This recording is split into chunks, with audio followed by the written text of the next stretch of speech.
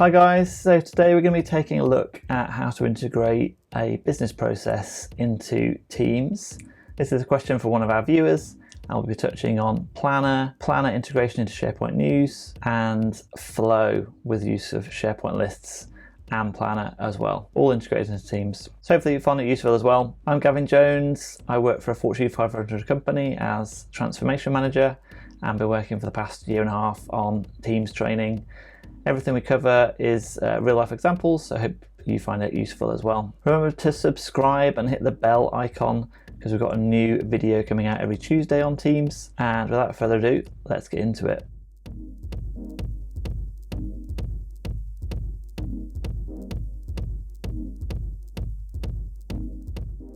So this was a question we had from Stephen Gilissi. Apologies if I got your name wrong. And he says, I've got a reporting question for you. This is off the Best Practices Big Picture video, which I'll link in below. He says his organisation is in the early stage of Teams implementation, and they want to try out a few different ways to create a dashboard for a team. So it then goes on to say, here's the background. His account management team is facilitating the quoting process for all existing customers. The quoting process is a cross-functional mix of materials, planning, manufacturing, engineering groups. Each group has a few steps to complete a quote package, and Stephen wants to set up a quotes team and then integrate Planner. It then goes on to say each plan would be associated to an open quote. How would you create a dashboard for all open quotes? Then goes on to say in SharePoint you can report on the charts function in Planner. Have you seen or tried that? Any advice or ideas would be appreciated. Thanks. So a great question from Stephen, and I did a quick reply to him in the text, but I said I'd make a video for him because it does get into quite a bit of depth. So my advice to Stephen was to think about the business process first and then sort of layer on reporting right at the very end. And I'll try and cover off all the bits that he wanted to go through. What the best way is, I guess, depends on a few things. So how many tasks someone's got to do for each bit of the quote, whether it's updating one document or multiple ones, loads of stuff that we don't know. But I guess first thing is I've gone into the test team here and I've set up a plan called quotes, which is an instance of Planner in the test team that we usually use, default field in Planner. So always think that you don't want to like have another thing that's sort of a bit extra, not started in progress completed, is available in any task. So you might have, I don't know, some way of knowing what quotes which. So let's say quote 1 needs to be done by the end of October, and we're going to assign that to somebody and add the task, and that card then is a quote. You could then add a checklist for each function if they didn't have many things to do.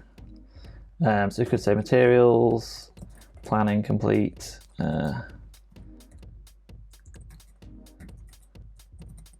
manufacturing, and engineering, and then add that to the front of the card.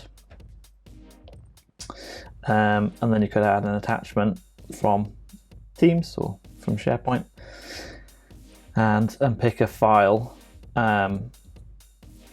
say that one for now, and then everyone could then work on that file. When they link to it from Planner, as long as they're a member of the team, which obviously they would be, then they can go and co-edit that file and update it with whatever they need to do with the quote. Obviously the downside of doing it that way is you only can then really report on whether something's in progress, not started or late, and then by who it's assigned to. So you might be able to know who it's assigned to from which department they work in. You might know that, but I guess there's no way of saying, oh, this amount of thing is with engineering. So if you want to do it that way, then I guess you would then end up get rid of the checklist and end up having buckets for each function. So then you would say, I don't know, they might have a starting phase which was ideation, something like that. Then once it was kicked off, it might then go to materials, planning, manufacturing, etc. So then you could just drag and drop the quotes between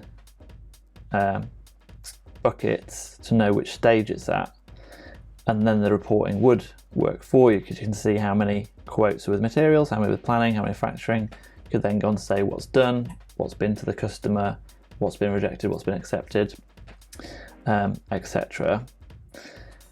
But then the downside of that is no one's going to get notified every time that you move it. So I'm still assigned to this, and I'd have to go into the card, unassign myself if I'm the one that's done that task, unassign me, and then reassign someone from manufacturing or planning in that instance.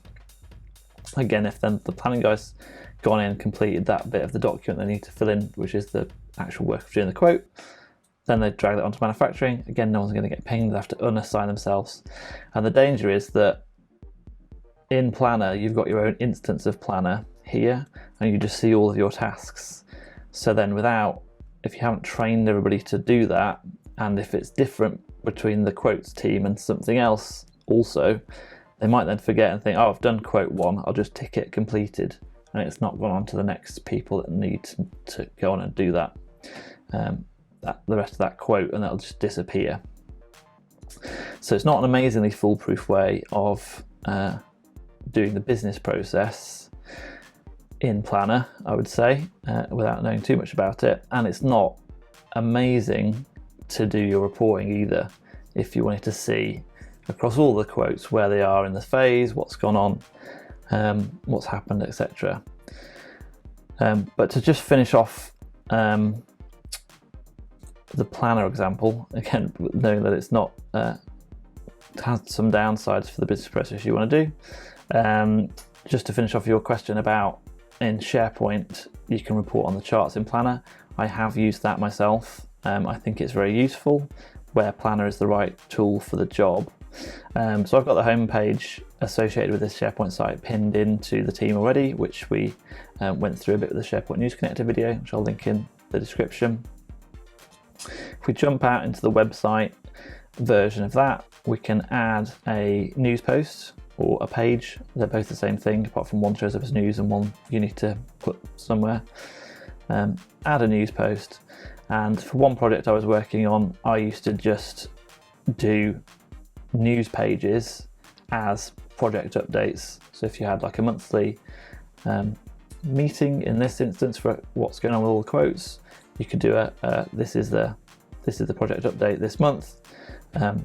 Put some decks in there, put some some of the live quotes in if you wanted to, and then add a Planner chart to show what's going on live. And then no one needs to go then and find out what the update is, because that Planner is always live in the page and it's always going to update. So just a quick example, you might do project update. You can mess about with the picture in the background. You then might have a quick little layout with some introductory text. You might have a deck that you want to add in on the right hand side, and then I used to add in a little full page planner.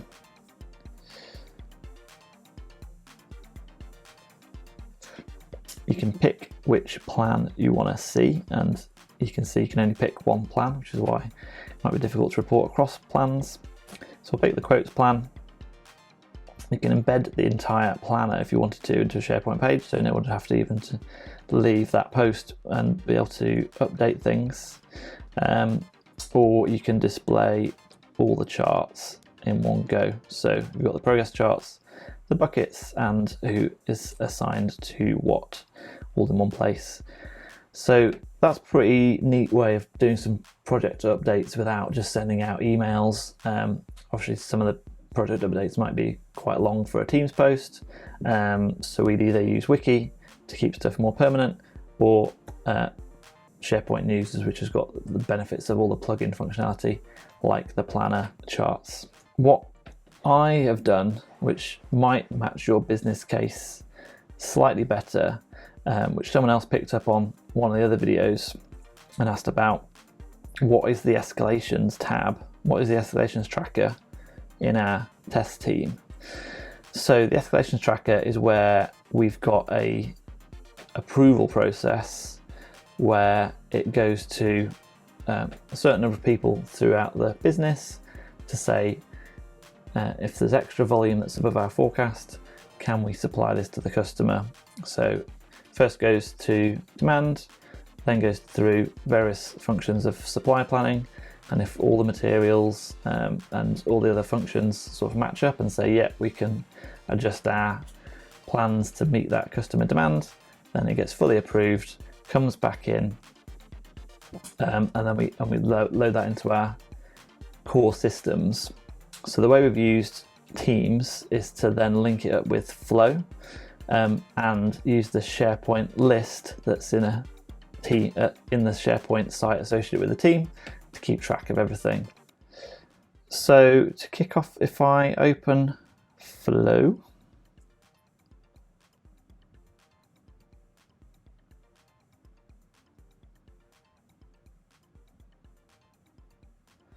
you can see what it's doing.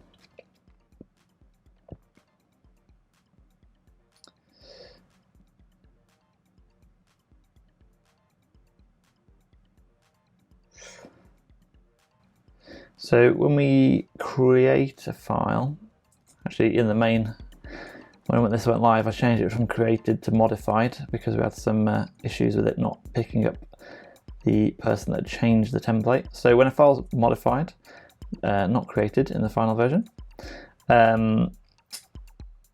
it starts the trigger. We've got some places where it initializes some variables, which is where we're using another SharePoint list as a dynamic approvers database. So if anyone changes, we don't need to go into the flow to change who can approve it. We just change the SharePoint list and that'll change the flow. So we see that a few times. I have stole that off the internet somewhere.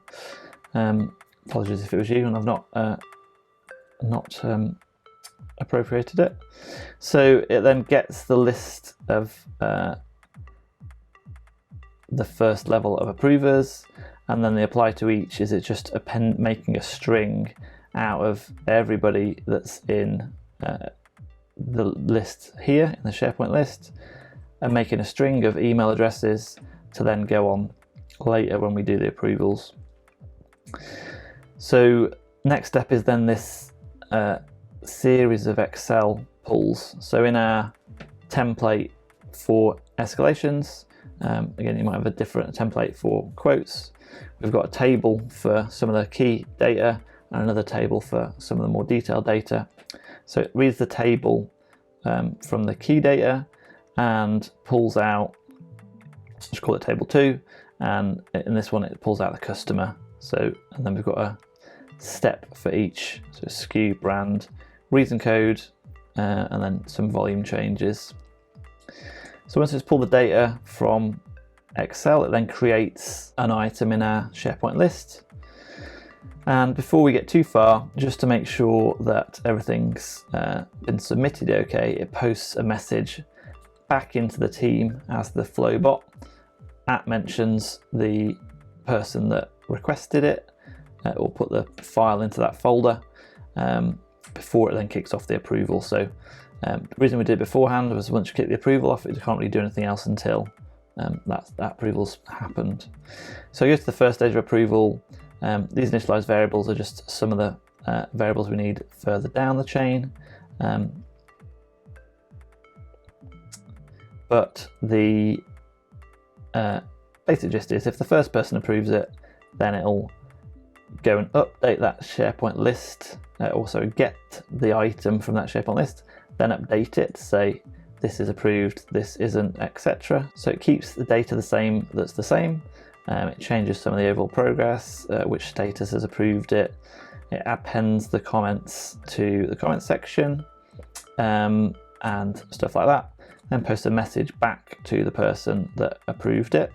Got some poetic license in here to jazz it up a little bit, but you can see it's pulling in the ID from the SharePoint list. It's got a link back to the original file. It says who's approved it, what the responses were, and then pulls in the key data from the SharePoint, from the Excel file, and shows the comments back to the person that requested it. It then adds 3 days onto when that came back and creates a planner task, assigns it to the person that started the flow, which was starting that file. And then the update task details is just to add in some description and a link back to the original document, so you can see that going on. So in terms of business process, that then is working its way through, and that was a lot more robust than using Planner for the same reasons that I've mentioned to Stephen's process, which is why I went through Flow, so we can know exactly who's done what. I guess in a quotes scenario, I guess the only buttons in Flow are approve or reject, so I guess usually then in a quotes process someone would approve it, and that's just saying that they've filled in the rest of the document they need to fill in, and then you could have a flow that then flows through to the next people. Again, using Flow, you could assign it to multiple people, and the first person to fill it in and click approve, it goes through. So if we come back into Teams and then into the Escalation Tracker, again, this is just a SharePoint list that we've then pinned as a tab. And we've got some test data in here, and it says when it's created, it pulls in this data from the Excel file. It's got some conditional formatting on some of the rows, so we've got like data bars to show how relatively big some of the volumes are that we're talking about. We've got a status bar for the overall progress, which again is just manually put into that field. Every time there's a escalation process done, we update the SharePoint list in Flow. And then we've got some conditional formatting on some of the statuses as well, so it's in progress or approved and where it's gone to in the series of functions it needs to go through. And then for everyone, we're recording the comments at every stage and appending those into each field, into this field, so you can see all the comments in one place. The link goes back to the main file, and then because everything's in a SharePoint list, it's then really easy to pull that into Excel or Power BI using Power Query, which then creates a table for you, and you can do a pivot table and pivot all the data and make any of your own dashboards that you wanted to do. A lot easier than using Planner, which is pretty much locked down. You can't really do much reporting on it other than the reporting it's already got. So in summary, if your business process fits into using Planner, go ahead and use it. And I've used the reporting in SharePoint News, which is really useful. If your business process is quite complicated, you need some rigor and you don't want it to break, like people clicking completed when actually meant to move on to the next process, Flow is definitely the way to go, because you can have a really structured business process, all automated and workflowed, and have multiple triggers that kick off different things. So you've seen that we update the Escalation Tracker, we post back into the team. So if I just scroll up in the team, you can see some of the posts here. So submit successfully, and if there's any other ones, it'll be approval completed, escalation approved, with all the data in there, and it mentions the person that submitted it, and then it also then goes and adds a planner action for you, which again you could customize, but then it knows that that person has then done that task individually. So hopefully that was useful. Let us know if you want any more videos about Planner or Flow. Probably do a more in-depth one about how we created the Escalation Tracker, because there's a lot of detail that went into there, and a lot of Googling and a lot of stealing information that other people had done, which was really handy on some of the forums. Remember to like the video if you liked it, and subscribe and hit the bell icon if you haven't already. Remember, we've got new videos coming out every Tuesday, and if you've got any more questions, great for us to produce some videos on some more in-depth questions you've got. So please feel free to let us know in the comments. And then in the meantime, we love Office 365 in our day job. It's amazing for Teams, Planner, Flow, SharePoint Lists. Absolutely love them. Obviously Teams is great for meetings, but in the meantime, we think there's probably still a better way that large businesses can get hold of their meetings by using a meeting timer. We've got a timer app on the iOS App Store. Search for MeTime, and we'd love it if you checked it out. If you want any more information, visit www.metimeapps.com. Okay, so thanks for watching this far, and we'll see you in the next video.